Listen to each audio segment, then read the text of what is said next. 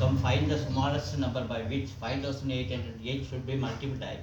So that the product becomes a perfect square. இந்த 5808க்கு first நம்ம என்ன பண்ணணும், ப்ராடக்ட் எடுக்க கண்டுபிடிப்போம். ஸோ 2 டேபிளில் பண்ணுறேன், 2 டைம்ஸ் இல்லையா.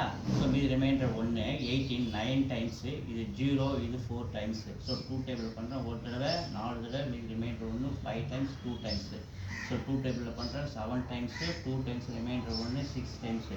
மறுபடியும் 2 டேபிளில் பண்ணுறேன் 3 டைம்ஸு, ரிமைண்டர் 1 6 டைம்ஸ் 3 டைம்ஸு. மறுபடியும் 3 டேபிளில் பண்ணுறேன் 1 2 1, இது 11 டேபிளில் பண்ணுறேன் 11 டைம்ஸு. ஸோ என்னென்ன நமக்கு ஃபேக்டர் கிடைக்கிது, 1 2 2 ஸ்கொயர் கிடைக்குதா, 2 ஸ்கொயர், இன்னொரு 2 ஸ்கொயர், ஒரு 2 ஸ்கொயர், மறுபடியும் ஒரு 2 ஸ்கொயர், இங்கே 11 ஸ்கொயர் இன்ட்டு ஒரு 3 கிடைக்கிது. அப்போ 2 ஸ்கொயர் 2 ஸ்கொயர் 11 ஸ்கொயர். ஸோ ஒரு 3 மட்டும்தான் கிடைக்கிது. அப்போ எல்லாமே ஸ்கொயர் ரூட்டில் இருக்குது.